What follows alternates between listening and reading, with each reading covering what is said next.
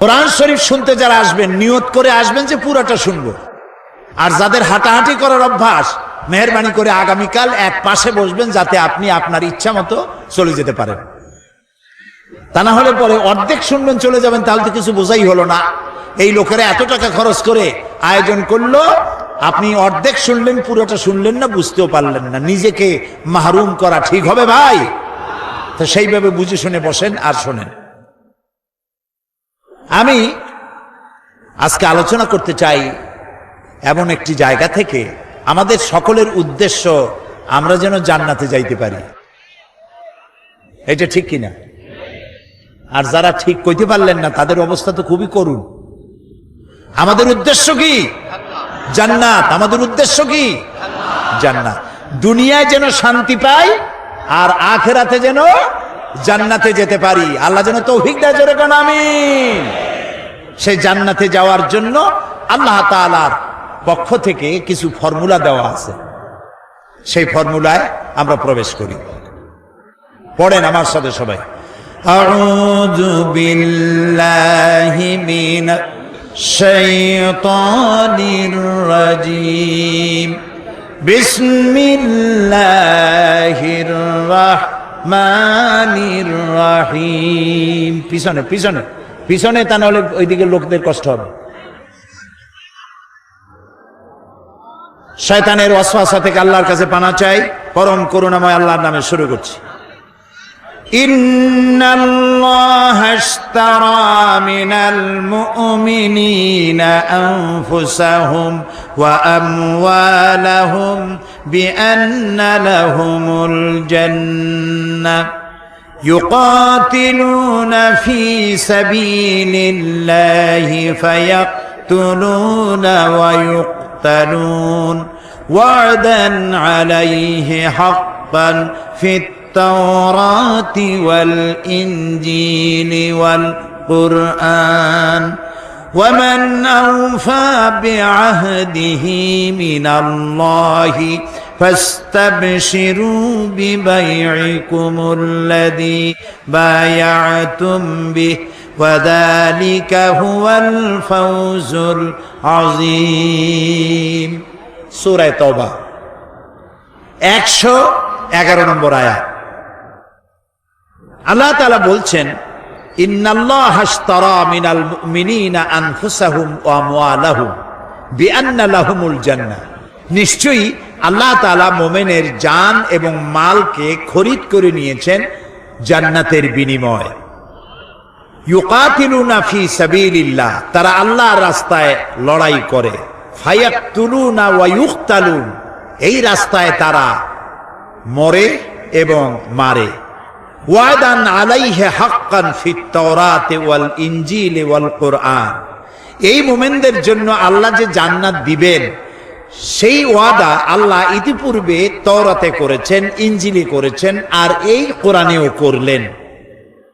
ওয়াযালিকা ওয়ামান আওফা বিআহদিহি মিনাল্লাহ, আর আল্লাহর চাইতে ওয়াদা পূরণকারী কে হতে পারে? ফাস্তাবশিরু বিবাইকুমুল্লাযী বায়াতুম বিহি, সুতরাং তোমরা যারা আল্লাহর সাথে এই অঙ্গীকার করতে পারলে তারা আনন্দ করো। এই অঙ্গীকার যে করতে পারলে, আল্লাহর সাথে যে চুক্তিবদ্ধ হতে পারলে, এজন্য আনন্দ করো। ওয়াযালিকা হুয়াল ফাওজুল আযীম, আর এটাই হলো সবথেকে বড় কামিয়াবি। সাদাকাল্লাহুল আযীম, আল্লাহ মহা সত্য বলেছেন। আলহামদুলিল্লাহ বলো। এ হলো তেলাওয়াতকৃত আয়াতের শাব্দিক তরজমা। চলুন ব্যাখ্যায় যাই।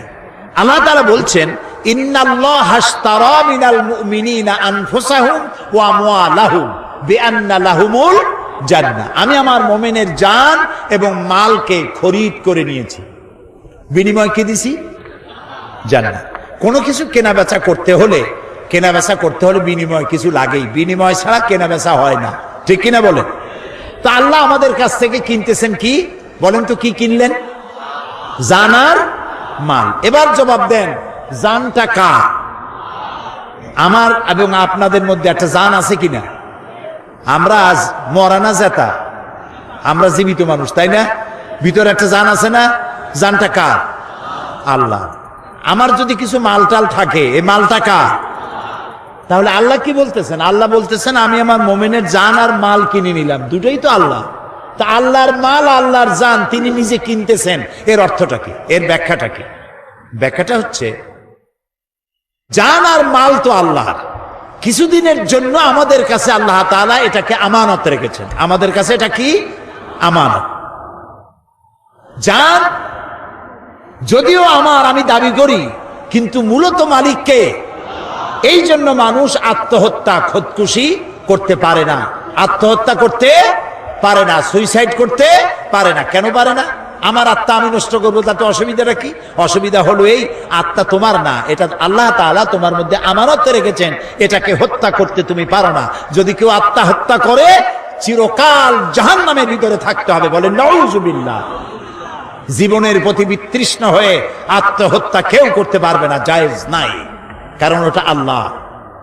তাহলে আল্লাহ বলছেন আমি আমার মোমেন বান্দার জানও নিলাম, মানও নিলাম, কিনে নিলাম, দিলাম জান্নাত। কিনলেনটা কি? এই যে কিনলেন, তিনি কিনেছেন ইচ্ছা। জান আর মাল খরচের ইচ্ছাটা আল্লাহ কিনেছেন। বলেন তো কি কিনেছেন? ইচ্ছা, মর্জি। কিরকম? জানটা তো আল্লাহ। আল্লাহ রাব্বুল আলামিন বলেন আমি আমার মুমিনের জান কিনেছি। তার মানে হলো এই জানটা মুমিন বান্দা তার জানকে আল্লাহর অপছন্দনীয় জায়গায় খরচ করতে পারবে না। এমন কোন জায়গায় সে শ্রম দিতে পারবে না, জীবন দিতে পারবে না যেই জায়গায় আল্লাহর রেজামন্দি নাই, আল্লাহ খুশি নয়। আমার জান আছে, মানে এই জান আছে বলেই তো শক্তি আছে। এই শক্তি যে আছে, এই শক্তি আমি অন্য কোথাও আল্লাহর মর্জির বাইরে আমি খরচ করতে পারবো না।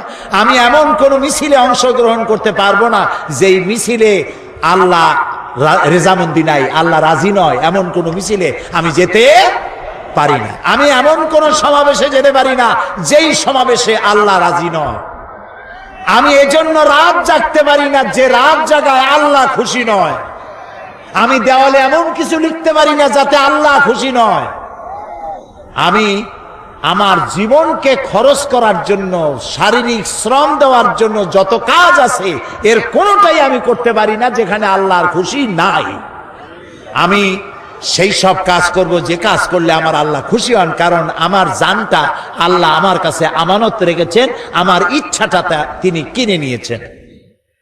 মালটাও কিনে নিয়েছেন। কে কিনেছেন? আল্লাহ। অর্থাৎ ইচ্ছা কিনেছেন। এই মাল আপনি যেখানে সেখানে দিতে পারবেন না। কোন খ্রিস্টান আসলো আমি একটা গির্জা বানাবো, তো আমাদেরকে কিছু পয়সা করে দেন, চান্দা দেন। একজন হিন্দু এলেন, তিনি বললেন দুর্গা পূজা আমার মূর্তি বানাবার পয়সা টয়সা নাই, আমারে কিছু পয়সা দেন। আপনি কি দিতে পারবেন? না, পারবেন না, পারবেন না। তবে হ্যাঁ, কোন খ্রিস্টান, কোন বৌদ্ধ, কোন হিন্দু এসে যদি বলে যে আমার মেয়ে বিয়ে দিতে পারছি না পয়সার অভাবে, আপনি অবশ্যই দিবেন। যদি বলে যে আমার ঘরের চাল দিয়া পানি পড়ে, আপনি অবশ্যই টিন কিনে দিবেন। যদি বলে আমার বাড়িতে একটা টিউবওয়েল আছে আর্সেনিক যুক্ত, আমি পানি পান করতে পারি না, বিশুদ্ধ পানীয় পান করার জন্য ডিপ টিউবওয়েলের ব্যবস্থা করে দিতে পারবেন। অর্থাৎ মানবিক দিক থেকে আপনি প্রত্যেকটি মানুষের খেদমত করতে পারবেন, কিন্তু পয়সা এমন জায়গায় দেওয়া যাবে না যে আপনার পয়সা দিয়ে আল্লাহর সাথে শিরক করা হবে, আপনি সেই শিরকের সহযোগিতা করতে পারবেন না। এমনকি আপনি যদি জানেন যে আপনার বাড়িতে একটা পাঠা আছে, এই পাঠাটা পূজার গুণে কিনতে এসেছে, পূজা বলি দেবে বলে আপনি জেনে শুনে পূজার পাঠা বলি দেওয়ার উদ্দেশ্যে আপনি বিক্রি করতেও পারবেন না, জায়েজ নেই। কথা কি বুঝে আসতেছে? তার মানে আপনার অর্থ, একজনে আসলো যে ঢাকা থেকে গায়িকা নর্তকী ওপেন কনসার্ট করার জন্য আসতেছে। ওপেন কনসার্ট এগুলো যারা করে, পুরুষগুলির মাথার চুল বিশাল বিশাল লম্বা লম্বা, এদিকে ধাপ দেয় ওদিকে ঝাঁপ দেয়, চিৎকার মারে, কি যে কয় আল্লাহ জানে। ওরা আসবে, সুতরাং কিছু পয়সা কড়ি লাগবে, আপনি দিতে পারবেন না চান্দা। নায়িকা আসবে, গায়িকা আসবে, আমাদের মহা বিপ্লবী নেতা আসবে, আপনি দিতে পারবেন না পয়সা। এ পয়সা আপনার কাছে আমানত। এ পয়সা কার কাছে? আপনার কাছে কে আমানত রেখেছে? আপনি খরচ করবেন আল্লাহর পথে।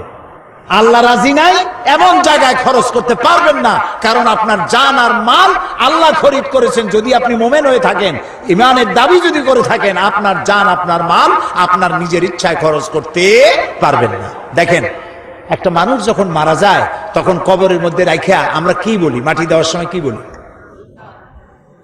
মাটি দেওয়ার সময় আমরা বলি মিনহা খালাকনাকুম ওয়া ফিহা নুঈদুকুম ওয়া মিনহা নুখরিজুকুম তারাতান উখরা। এই মাটি দিয়ে তোমাকে তৈরি করা হয়েছিল, এই মাটিতে আবার রেখে গেলাম, এখান থেকে পুনরুত্থিত করা হবে।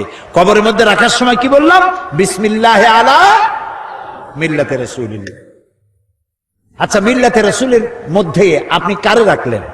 আপনারা আমার কথা শুনতেছেন তো? চিন্তা করতেছেন তো? চিন্তা করেন, তাহলে বুঝতে পারবেন। কবরের মধ্যে একজন বুড়া মানুষ মারা গেছে, কবরের মধ্যে রেখে দিয়া কইলাম যে আল্লাহর নামে রসুলের দলে উঠাই দিয়া গেলাম। মর্মার্থ এটাই। এখন কারে আপনি রসুলের দলে উঠাই দিলেন? এই বুড়া যখন কলেজের ছাত্র ছিল, বিশ্ববিদ্যালয়ের ছাত্র ছিল, যত মিছিল করেছে তার কোন মিছিল আল্লাহর কাজে লাগে নাই, ইসলামের কাজে লাগে নাই। যত দেওয়ালে দেওয়ালে লিখেছে আল্লাহর কাজে লাগে নাই, রসুলের কাজে লাগে নাই। বরং যারা ইসলামের কথা বলতো, ইসলামের কাজ করতো, পথে ঘাটে ধরিয়া তাদেরকে জনমের মতো পিটাইতো। ছাত্র জীবনে যা করলো সবগুলি ইসলামের বিরুদ্ধে করেছে, আল্লাহর জন্য করে নাই। সে যদি কবি হয়, যত কবিতা লিখেছে, ফুলের জন্য কবিতা, চাঁদের জন্য কবিতা, মাটির জন্য কবিতা, দেশের জন্য কবিতা, এই সুন্দর করে পৃথিবী যিনি বানালেন তার নামে কবিতা নাই। তিনি যদি সাংবাদিক হন, তার সাংবাদিকতায় ইসলামের শুধু সর্বনাশী হয়েছে, ইসলামের পক্ষে একটা কথাও লেখে নাই। চতুর্দিকে শুধু সাম্প্রদায়িকতা, মৌলবাদ আর মৌলবাদ। ইসলামের পক্ষে লিখতে পারল না। আহারে, আজকে মনে পড়লো শেখ বেলালের কথা এই মুহূর্তে। বেলাল শূন্য খুলনা আজকে এসেছি। আমি যখনই খুলনা আসতাম শেখ বেলাল ছুটে আসতো, আমি কি বক্তব্য রাখবো তার একটা ব্রিফিং নেওয়ার জন্য। সন্ধ্যার আগেই ঢাকায় পৌঁছায় দেবে। বেলাল, কি সুন্দর নাম তার মা বাপ তার রাখছে, একটা ব্লাড ডায়মন্ড, খুলনার রত্ন, সাংবাদিক জগতের উজ্জ্বল জ্যোতিষ্ক। আল্লাহ তাআলা বেলালকে কিয়ামতের দিন হযরত বেলালের সাথী করে জান্নাতে রেখো। এই সাংবাদিকতার দাম আছে, যে সাংবাদিকতা আল্লাহর কাজে লেগেছে, রসুলের কাজে লেগেছে, ইসলামের কাজে লেগেছে। কলম ধরলেই ইসলামের বিরুদ্ধে, কলম ধরলেই মৌলানাদের বিরুদ্ধে, কলম ধরলেই মাদ্রাসার বিরুদ্ধে সমানে, অথচ জন্ম দিয়েছে একজন মুসলমান, পেটে ধারণ করেছে এক মুসলিম মা। কোন সাহসে ইসলামের বিরুদ্ধে লেখো?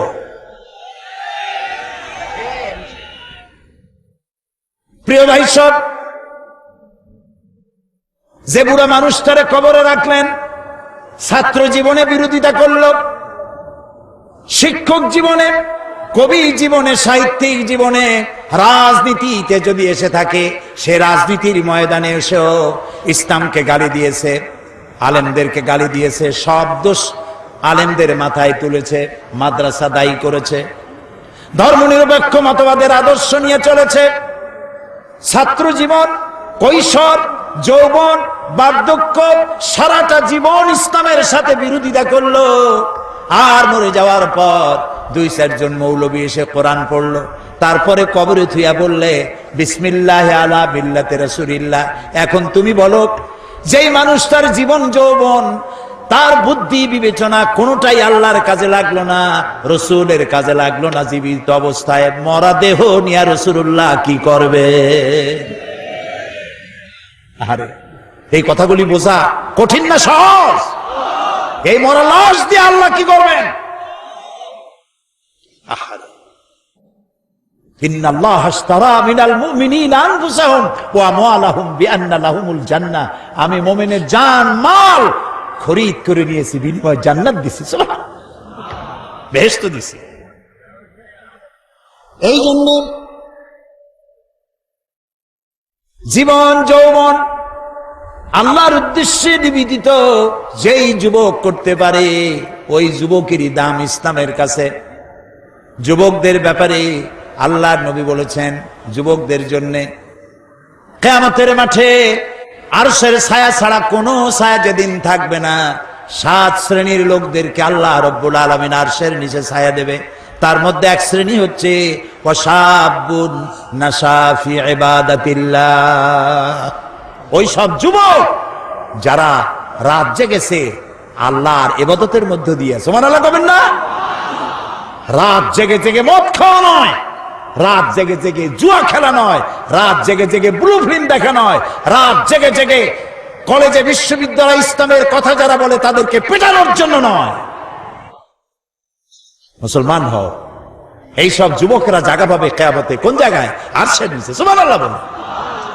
রাসূলুল্লাহ বলেছেন, উসিকুম বিশাবাবি খায়রা ফাইন্নাহুম আরাক্কু আফিদা লাকাদ বাসানি আল্লাহু বিল হানাফিয়্যাতি সামহা ফাখালাফানি আশ-শুয়ুখ ওয়া হালাফানি আশ-শাবাব সাদাকান নবী সাল্লাল্লাহু আলাইহি ওয়াসাল্লাম। রাসূলুল্লাহ বলেছেন, উসিকুম বিশাবাবি খায়রা, আমি তোমাদেরকে উপদেশ দিচ্ছি তোমরা যেন যুবকদের কল্যাণকামী হইও। কারণ যুবকেরা তাদের হৃদয় কোমল, আর আল্লাহ তাআলা আমাকে সত্য দিন প্রতিষ্ঠার জন্য উদারতার সহকারে আমাকে পাঠিয়েছেন। এই দিনকে প্রতিষ্ঠার জন্য আমাকে সহযোগিতা করেছে যুবকেরা, আর বিরোধিতা করেছে বুড়োরা। কে বলেছেন? আল্লাহ রাসূল। বিরোধিতা কারা করছে? বুড়োরা। আর সহযোগিতা করেছে যুবকেরা। সুবহানাল্লাহ বলবেন না? দেখেন না তাকে মাহফিলের মধ্যে কারা বেশি? বুড়ো বেশি না যুবক বেশি? কারা বেশি? যুবক। আলহামদুলিল্লাহ বলেন। শুধু খুলনায় নয়, সব জায়গায় যুবকদের ঢল নামে। আর এটাই হলো বামপন্থী ধর্মনিরপেক্ষবাদীদের কলিজার জ্বালা। তাফসীরের মাহফিলের সাথে এজন্যই শত্রুতা। গত 5 বছর কি জ্বালান চালাইছে আমারে। যেখানে গেছি সেইখানে হরতাল, যেখানে গিয়েছি সেখানে 144 ধারা। আল্লাহ রহমতে সরকার দিয়েছে 144 ধারা, জনগণ 288 বানাইতেছে সব জায়গায়। একটা মাহফিলও বন্ধ করতে পারেনি। আলহামদুলিল্লাহ। ওদের ধারণা কোরআন শুনলে সর্বনাশ।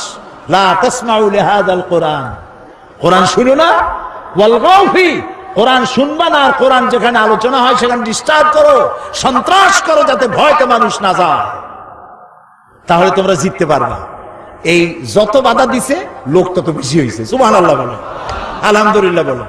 ওদের সব থেকে বড় লস, তারা ধারণা করে এত কষ্ট করে যুবক পোলাপান ট্রেনিং দিয়া, পয়সা দিয়া, মদ দিয়া, নারী দিয়া, ব্লু ফিল্ম দিয়া এত কিছু করলাম, একটা মাহফিলের ওয়াজ শুনিয়া সব তো আমাদের পুকুরে জিয়ানো মাছগুলি সব চলে গেল ইসলামের পুকুরে।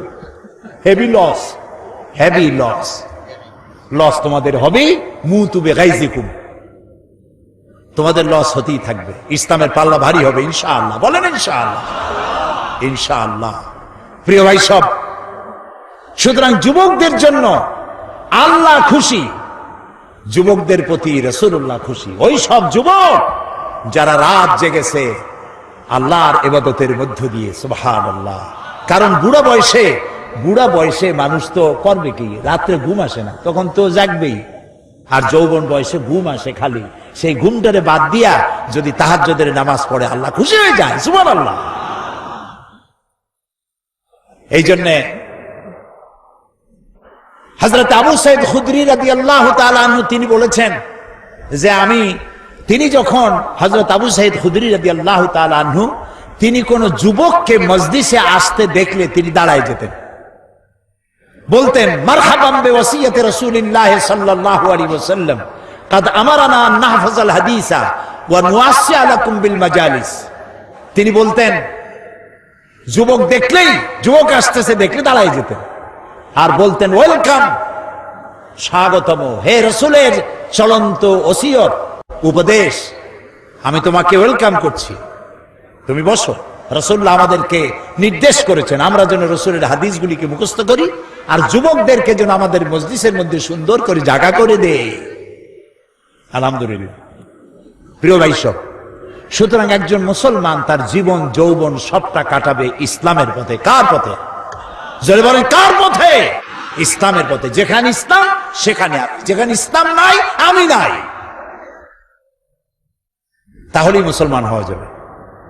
এজন্য আল্লাহ রাব্বুল আলামিন বলেন, ইন্নাল্লাহা আশতারা মিনাল মুমিনিনা আনফুসাহুম ওয়া আমওয়ালাহুম বিআন্না লাহুমুল জান্নাহ। আল্লাহ তাআলা বলেন, আমি আমার মুমিনের জান এবং মালকে খরিদ করেছি, বিনিময়ে তাকে আমি জান্নাত দান করে দিয়েছি। আল্লাহ তাআলা বলেন, এরা হচ্ছে সেই সব মুমিন যারা আল্লাহর রাস্তায় লড়াই করে।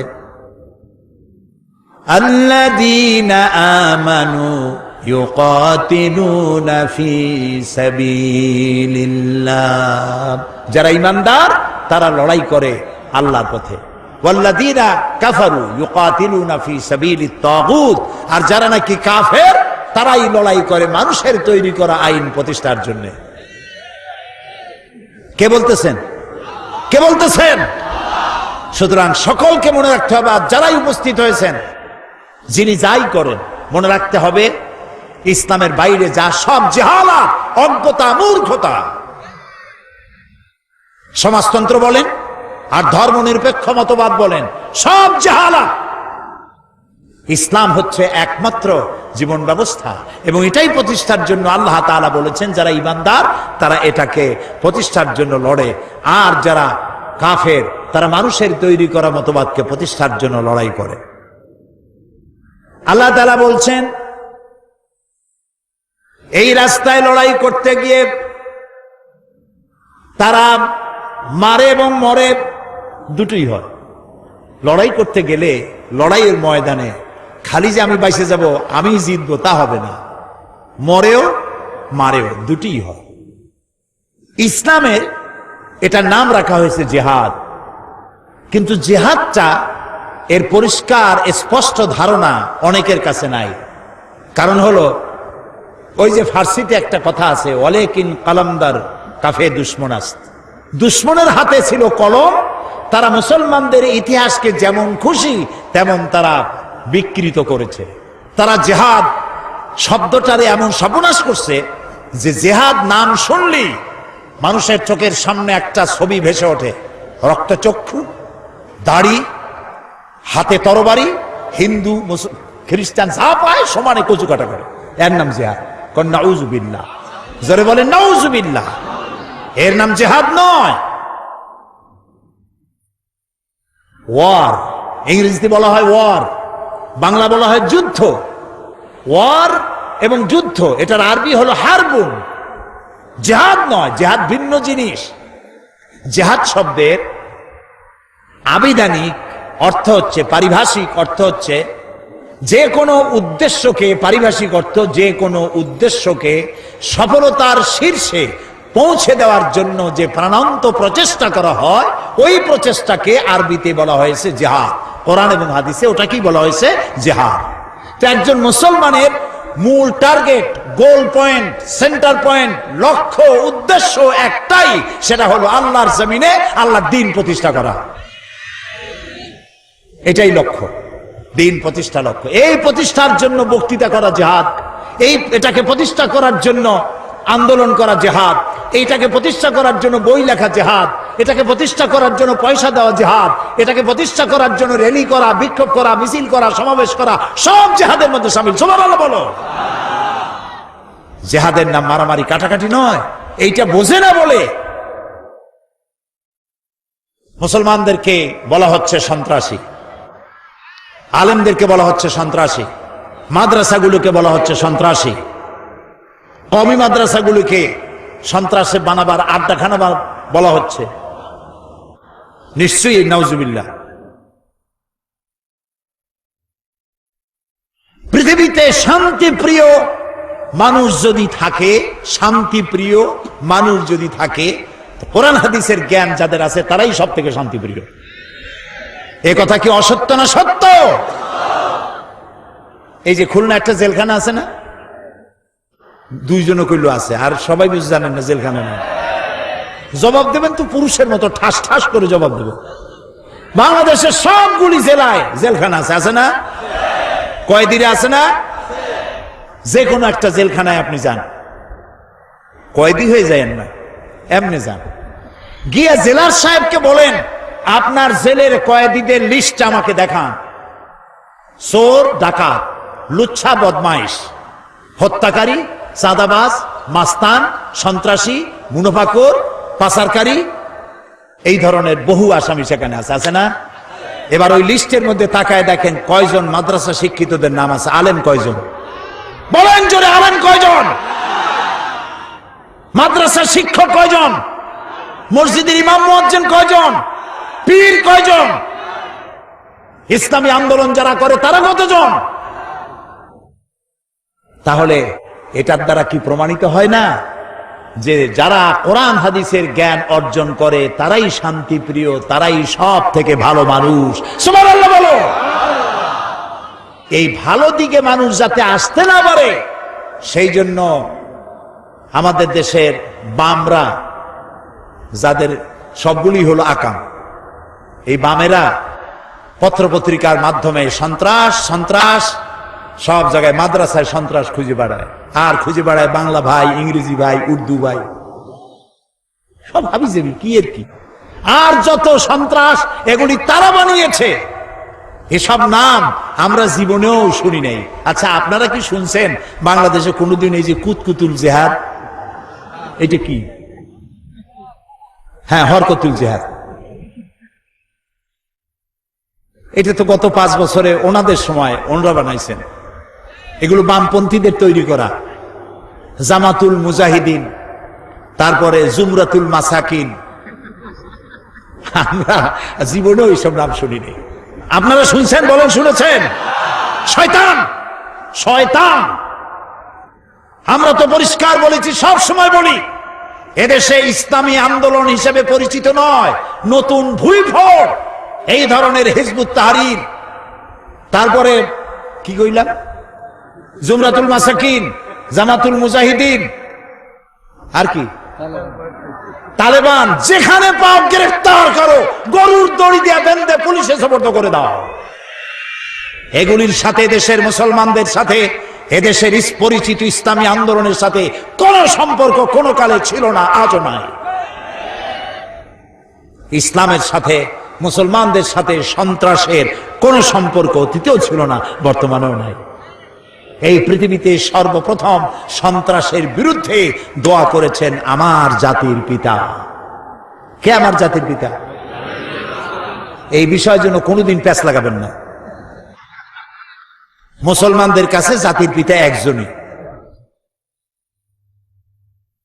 সেই জাতির পিতা ইব্রাহিম আলাইহিস সালাম আল্লাহর ঘর বানালেন। আল্লাহর ঘর নির্মাণ করার পর হযরত ইব্রাহিম আলাইহিস সালাম আর হযরত ইসমাঈল আলাইহিস সালাম বাপ বেটা দুজনে আল্লাহর দরবারে হাত তুলে দোয়া করলেন, রব্বি জাল হাযাল বালাদা আমিনান, আয় আল্লাহ তাআলা এই শহরকে নিরাপত্তার শহর বানায়া দাও। নিরাপত্তা হচ্ছে সন্ত্রাসের বিপরীত কথা। সন্ত্রাসের বিপরীত নিরাপত্তা, নিরাপত্তার বিপরীত সন্ত্রাস। হযরত ইব্রাহিম আলাইহিস সালামের এই দোয়া কবুল হয়েছিল নাকি হয় নাই? বলেন সবাই। মোটেও দেরি হয় নাই। আল্লাহ তাআলা বলেছেন, ওমান দাখালাহু কানা আমিনান, যেই প্রবেশ করবে এই হারামে আমি তাকেই নিরাপত্তা দেব। সুবহানাল্লাহ বলো। দেখছেন নিরাপত্তা কারে কয়? যাই দেখে এসে। বুশের তো কপালে নাই।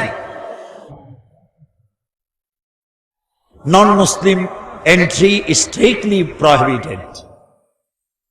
যাদের কপালে আছে তারা যাইতে পারে। লক্ষ লক্ষ মুসলমান নরনারী এক জায়গায় চলাফেরা, এক ঘর, এক বাইতুল্লাহ শরীফ তাওয়াফ করতেছে, নামাজ পড়তেছে, মুজদালিফায় রাত কাটাচ্ছে। লক্ষ লক্ষ পুরুষ আর নারী এরকম উন্মুক্ত আকাশের নিচে সুবহানাল্লাহ কইতে ইচ্ছে করে না? ১৫০০ বছরের ইতিহাস নাই যেখানে কোনো মেয়ে লোক লাঞ্ছিত হয়েছে। সুবহানাল্লাহ বলবেন না?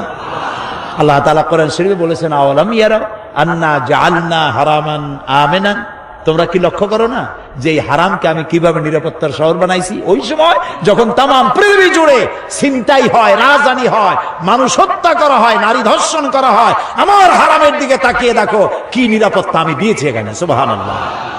এই নিরাপত্তা কেন হয়েছে? কোরআনের আইন সেখানে আছে। কিসের আইন আছে? কোরআনের আইন।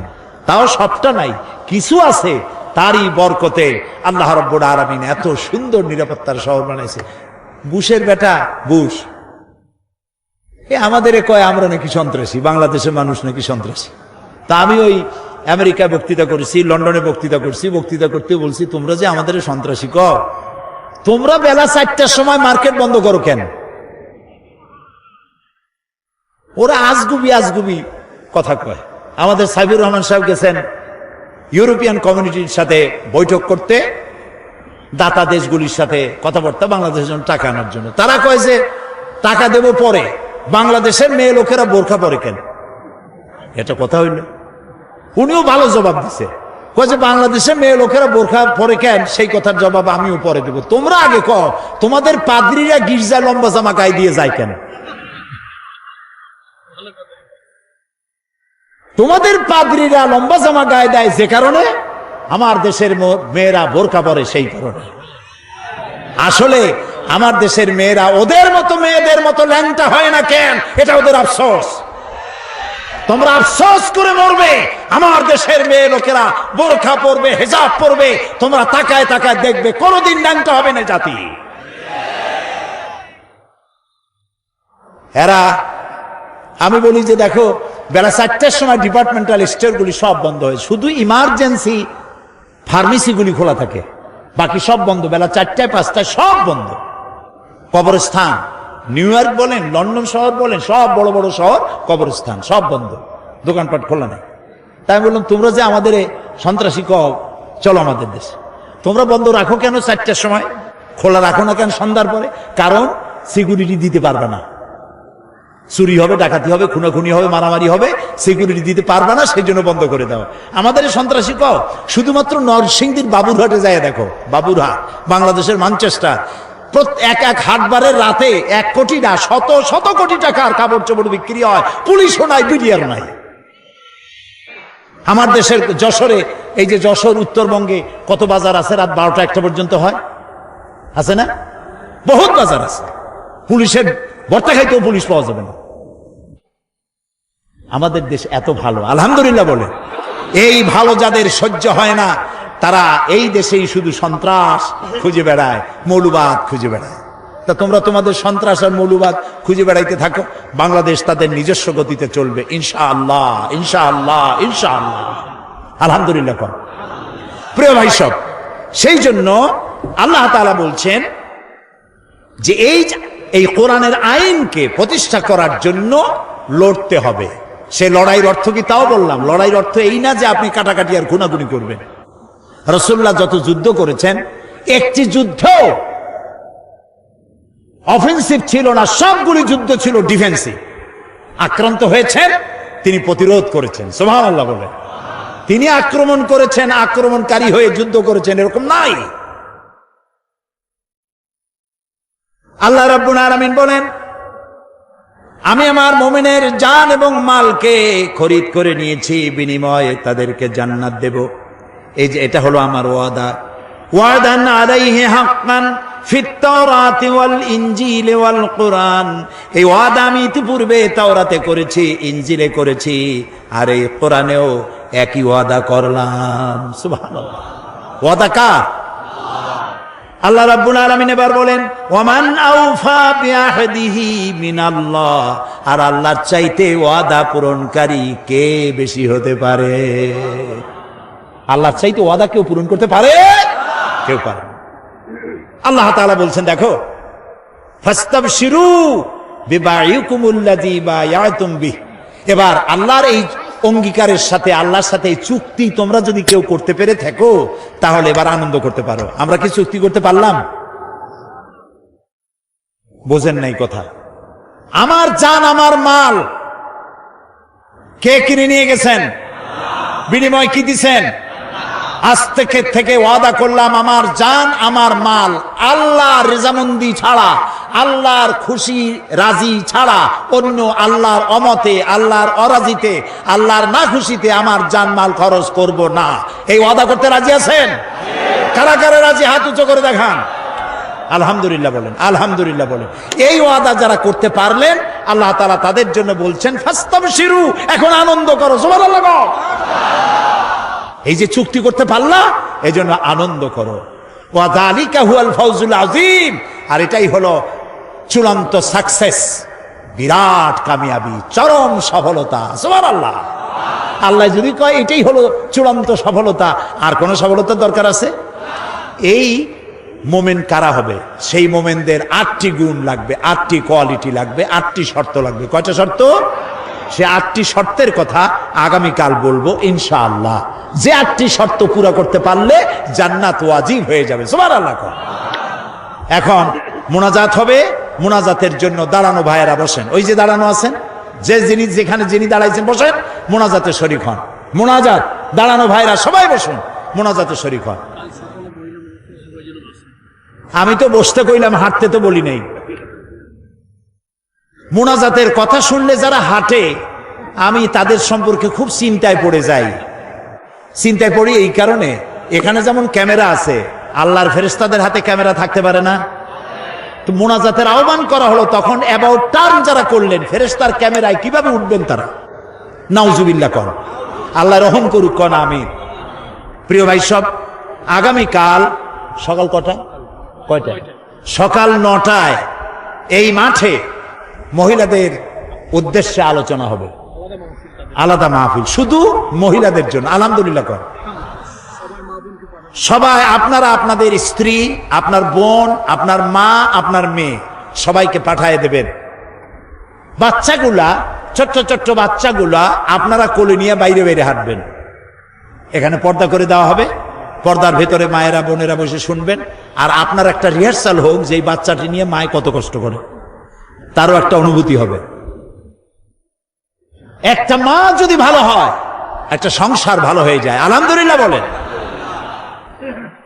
আমি প্রথমে আগামীকাল আল্লাহ যদি বাঁচায় রাখেন, প্রথমে মহিলাদের প্রশ্নের জবাব দেব, লিখিত প্রশ্নের জবাব দেব, তারপরে তাদের আলোচনা করব। মেয়েদের অনেক কথা জানার আছে যা কারো কাছে জানতে পারে না, বলতেও পারে না, লোকও পায় না। এই জন্য তাদের প্রশ্নের জবাব দেওয়া হবে প্রথমে, তারপরে আলোচনা হবে। প্রশ্নগুলো আপনি সহযোগিতা করেন, আপনার স্ত্রীর যা জানা দরকার আপনি সাহায্য করতে পারেন। লিখিত আকারে প্রশ্ন নিয়ে আসবেন এখানে মহিলাদের জন্য। আগামীকাল সকাল 9টায়, দেরি করবেন না মোটেই, একদম 9টায় প্রোগ্রাম শুরু হয়ে যাবে ইনশাআল্লাহ। বলেন ইনশাআল্লাহ। এই যে সেদিন সাতক্ষীরায় প্রোগ্রাম করলাম, মহিলাদের প্রোগ্রাম, 100-র উপরে বাস আসছিল মহিলাদের বহন করে নিয়ে এসে। যখন মহিলাদের ছেড়ে দেওয়া হয়েছে গোটা শহর বোরখার শহর হয়ে গেছে। যশোরও তাই হয়েছে, যশোরে আলহামদুলিল্লাহ। মা বোনদেরকে সম্মান দিতে হবে, তারা সম্মানের পাত্রী, তারা শুনতে পারেন না, এই জন্য তাদেরকে বিশেষভাবে শোনাতে হবে। আল্লাহ যেন তৌফিক দেন, বলেন আমিন। এরপরে এখানে বুক স্টল, বই মেলা হয়েছে, বহু বই এখানে এসেছে, আলহামদুলিল্লাহ বলে। আমাদের কেনার অভ্যাস খুব কম, আল্লাহর হস্তে পাইতে পাইতে সর্বনাশ হয়ে গেছে। একটু কিনেন, কাজে লাগবে। এই যে কোরআন শরীফের কথা আমি বললাম, আপনি যদি কোরআন শরীফ নিজে কিনে পড়তেন তাহলে আপনি প্রত্যেকটা কথার জবাব দিতে পারতেন সাথে সাথে। সেই জন্য কোরআন শরীফের যে তাফসীরটা পড়লে কোরআন শরীফ বোঝার জন্য সব থেকে বেশি সহজ, ওইটার নাম তাফহিমুল কোরআন। বলেন তো নাম কি? মুখস্থ হয়ে যাক, জোরে কর, নাম কি? তাফহিমুল কোরআন।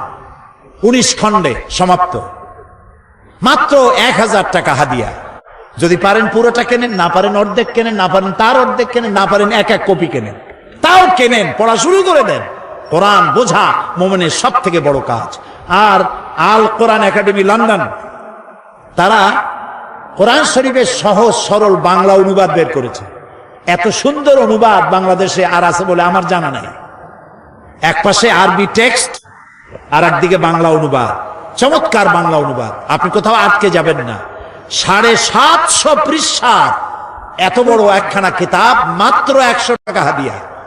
আল কোরআন একাডেমি লন্ডন, তারা শুধুমাত্র প্রচারের জন্য এটা করেছে, এটা তারা লাভের জন্য করে নাই। আপনারা নিয়ে যাবেন, সেই সাথে আরো অনেক বই আসছে, বিশেষ করে কোরআন শরীফের তাফসিরে পর্যন্ত আমার যেগুলি বেরিয়েছে 4 খণ্ড বেরিয়েছে। এখানে যেটা এসছে তাফসিরে সাইদি সূরা লোকমান, সূরা লোকমানের মাত্র 2টা রুকু তাফসির করেছিলাম চট্টগ্রামে 5 দিন। 2 রুকুর তাফসির শুনে অর্ধ শত হিন্দু, খ্রিস্টান, বৌদ্ধ মঞ্চে এসে মুসলমান হয়ে গিয়েছিল। এটা হলো হযরত লোকমান হাকিমের তার নসিহত, যেগুলি আল্লাহ পছন্দ করে কোরআনে উঠাই দিয়েছেন। সুবহানাল্লাহ। এটিও এখানে আসছে তাফসির সাইদি সূরা লোকমান। এছাড়া আরো অনেক বইপত্র আছে, এত নাম আমি বলে পারবো না। আপনারা ওখান থেকে যাওয়ার সময় প্রত্যেকে বই কিনে নিয়ে যাবেন। আর এই যে বিশাল আয়োজন তাফসীরুল কোরআন মাহফিলের সমাজ কল্যাণ পরিষদকে আপনারা কিছু সহযোগিতা সাহায্য করবেন। তাদের বোধহয় ড্রাম, টিন আর কি কি জানি আছে, আগামীকাল পকেটে করে পয়সা নিয়ে আসবেন তাদের দেওয়ার জন্য। আল্লাহ তৌফিক দান করুন, আমরা বলি আমিন। আপনারা নিজেরাও বই কিনবেন যাওয়ার সময়, আর আপনাদের স্ত্রীদের কাছে, মেয়ে লোকদের কাছে টাকা দিবেন, তারা যেন দেখে দেখে পছন্দ অনুযায়ী বইপত্র কিনে নিয়ে যেতে পারে। আল্লাহ তৌফিক দিক, বলেন আমিন। এখন মোনাজাত হবে, মোনাজাতের পরে আজান হবে, আজানের পরে বা জামাত এশার নামাজ পড়ে বাড়ি যাবেন। কালকেও এশার জন্য উজু নিয়ে টিয়ে টাইট হয়ে বসবেন, এশার জামাত আদায় করে তারপরে যাবেন। আল্লাহ তৌফিক দিক, কোন আমিন। ওয়াজ শুনে কি হবে যদি জামাতে নামাজ না পড়লাম? আল্লাহ সকলকে তৌফিক দিন, আল্লাহুম্মা আমিন। রব্বানা যালামনা আনফুসানা ওয়া ইন লাম তাগফির লানা ওয়া তারহামনা লানাকুনান্না মিনাল খাসিরিন। হায় আল্লাহ তাআলা, হাজার হাজার মুসলমান নরনারী দীর্ঘক্ষণ তোমার দ্বীনের কথা শুনেছি, কোরআনের কথা শুনেছি। আল্লাহ মেহেরবানি করে জিন্দেগীর গুনাহ আমাদের মাফ করে দাও। আমাদের মা বাপ মুরব্বী যারা কবরে শুয়ে আছেন, আল্লাহ তাআলা কবরগুলিকে জান্নাত